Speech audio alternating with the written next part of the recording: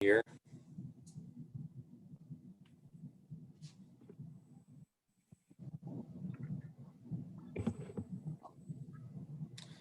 All right. Good morning, Coach. Good morning. We'll go ahead and get started. I think everybody's got recording privileges. So Coach, why don't you tell us a little bit about today's practice and what your plans are this week, and then we'll open up for questions. All right. We start official preparation for Rutgers today. Back on the football field, that is. Starting to get a few players back out. Tomorrow we should have most of the guys back out coming out of quarantine. So the injured players are getting a little bit better. Don't have a whole lot to report today. Tomorrow should be the big day for us. Take your question. All right, Joey, you're leading off. Bob Osmussen on deck. Good morning, Lovie. It sounds like Brandon will travel to Rutgers with you. What will the value be of just having your starting quarterback back on the sidelines and, that face-to-face voice with some of the guys who are able to play? Well, I'm glad. I'm glad you kind of told the head coach that he's traveling. So who made that decision? So he's traveling. Is that what I'm doing this week? Traveling, Brandon. All those decisions are kind of made a little bit later on. We need to first kind of get Brandon out here and see where he is. But whenever you can, your guys, whenever you can get them on a trip, of course, if that's possible, you will do it. But all that's to be decided a little bit later on. You've talked a lot about Devin Witherspoon, Lovie, and 2 games this season, I guess. We've seen him out there, but just as a whole, I know you talked about a guy who came in late. What has he shown you in these last 12 months or a little longer? He's one of the toughest guys on our team. Probably the toughest guy on our team, pound for pound.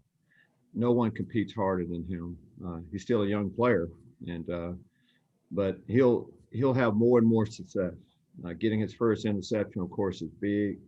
We expect bigger things in the future from him. A guy that you just love as a football coach. Thanks, Lovie. You're welcome. All right, Bob, you're up. Hey, Coach. Kendrick Green has played center for you and obviously guard. Does he have a preference? Do you guys have a preference? I mean, do you prefer to have him back where he's going to be this week? Yeah, our preference is for him to be a guard for us because our preference for center is Doug Frank. Right. But you never know where Kendrick will end up his career. The more things you can do, of course, the more you can help the football team. But and when you're an inside player like that and you can snap and play guard, that means an awful lot. You can help the team a lot of ways. I know you've been worried about your own team, of course, but have you noticed all the kind of craziness in the Big Ten, the rest of the Big Ten, kind of upside down a little bit? So some of the teams playing well and some teams not playing well. Yeah, I just know that each year, the first quarter, the season or so, there's a lot of football left to go. So, a lot of times early on teams, breaks go your way, but there's so much football left to go, and I'm anxious to see it all play out. Of course, that's going to be my tone since we're one of the teams that hadn't played as well as we thought we would early on, and we're part of that group that can't wait for these next games to come up to see if we can show mark improvement. Thanks, Coach. You're welcome. Just a reminder, if you do have questions today, please queue it up in the chat line. Matt Stevens, you're up. Lovie, can you talk about Tony Adams and what his versatility means to your defense and his ability to just kind of flip-flop between safety and corner, and how hard that could be for a player if he doesn't have the kind of experience that Tony has? Well, in an ideal world, I mean, you want a guy to play corner or safety, and it's hard to make that move. That kind of tells you where we've been. We've had to make those moves but when you have a player like Tony that can do both, it helps you. And that's, it's wherever the team needs you. And for Tony, that's really been the case. He started at nickel also. So he started nickel, started really both safety positions and corner. That just shows you a little bit of his versatility, I should say. He's very smart. He's just everything that you're looking for in a player. Things that have slowed him up in the past have been injuries a little bit, but he's healthy now, and we're expecting, big things from him. probably our best player as far as just instincts playing the ball too. And since we're going to talk to him today, what did you feel like the selling point for Rod Perry once he put himself out there as a transfer prospect when you were going up against big time programs like Florida? What do you feel like sold him on the University of Illinois? Well, I think as a grad transfer, guys are looking, where do I have a chance to play? What school gives me the best chance to play, have success, and fit in? And once you start looking around, when you're an old athlete, they look at recruiting a little bit differently. The facilities, that's not going to necessarily sway you one way, even though our facility can do that. I think you're looking for something a little bit different. Rod is serious, and it's worked out, so far the way he wanted it to, and just looking forward to the future with him because, again, he hasn't been in the program long, and his play will only get better. Thank you, Lovie. You're welcome. All right, Jim Cotter, you're up, and Colin, you're on deck. Good morning, Lovie. With Derek Smith being disqualified last Saturday for targeting and the status of Nate Hobbs still undetermined, I'm sure you're probably going to be moving some players around in the secondary this weekend against Rutgers. Can you talk a little bit about that? And is Derek Smith out for the first half? No, Derek was thrown out in the first half last week, so he just set out the second half. So he'll be available right away. But with our situation, it seemed like in the secondary, we were just talking about Tony Adams.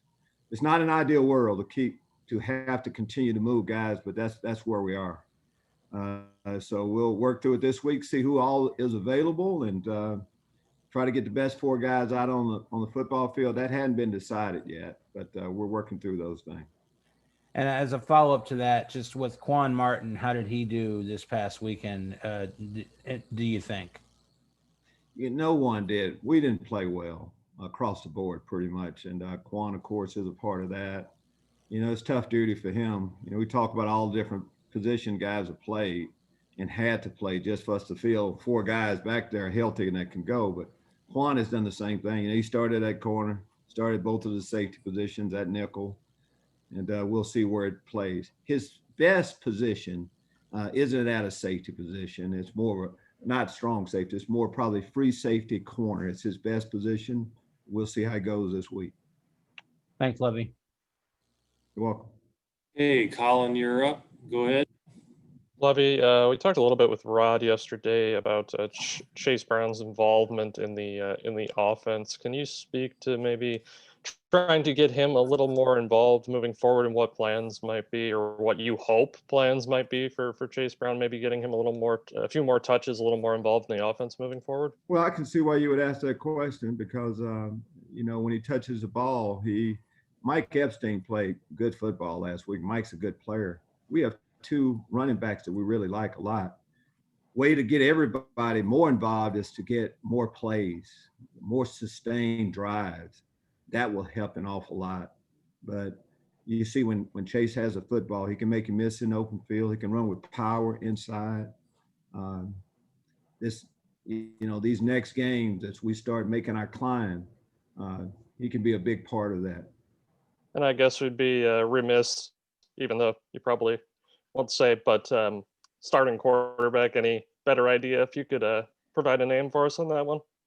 Well, I have a good idea. Like yesterday, I had a great idea. I have one right now, but what did you say? You say, I can't answer it, but I'm going to answer it. Well, I know you can answer, but I was just wondering if we could have a name this time. Yeah, no, I don't think. I'm pretty consistent with what we do. And, but we're on the practice field today. So each day kind of tells us something. More options you have, the better off we'll be. Thanks, Lovie. You're welcome. Okay, Robert, you're up, and then Jeremy on deck. Yeah, Coach, I'm curious with you talking about some of the offensive players here of how that conversation goes sometimes with Rod Smith. I know you let him take most of the reins of the offense. Times a 0-3 start, a struggle like this. How much do you get involved and say, look, we need to change some things up? I see this, I see that. And how much do you rely on your offensive staff to make those decisions? Well, you're cutting out a little bit, but I'm not calling the plays, but I'm involved in it. Everybody that plays, everybody that starts, it goes through me. I okay that. And our game plan the same way. So being involved, I'm involved with the special teams too. So, I mean, that should answer the question. On where we are right now, there's a group effort on putting all of our minds together to see what we need to do differently to take that next step. It's a group effort with everything that we're doing. I kind of look forward to getting the group together, and no one has had a chance to really see exactly who we are as an offense yet until we get all of our guys together, and we're getting a little bit closer to that this week. And after you get a chance to see that, then I think everybody will like what we're doing a little bit better. Good, thanks. You're welcome. Okay, Jeremy, you're up. Morning, Lovie. We talked with Johnny Newton yesterday. I know you've been asked about him, but he said he got COVID early on and was out for several weeks. That could have been a setback for a true freshman. How did he overcome that, and what did you see from him during that time he had to be out? And that was a long time ago when it happened. And as a freshman coming in, you're behind anyway. So eventually you're going to get back out there. He was quarantined. As he told you, he spent his time away. But when he got back, he was working while he was away. And when he got back, he just started the process back again. No one works harder than Johnny. He, as I've said, he checks off all the boxes. He's just a young player that needs experience. And every day he's going to get better. And every game he's going to get better. It's a big step to have your first start. And especially playing against a big offensive line running team like we had last week. Again, I'm anxious to see him take another step this week. Thanks, Lovie. You're welcome. All right. Anything else for Coach today? Thank you very much. Thank you, Coach. All right.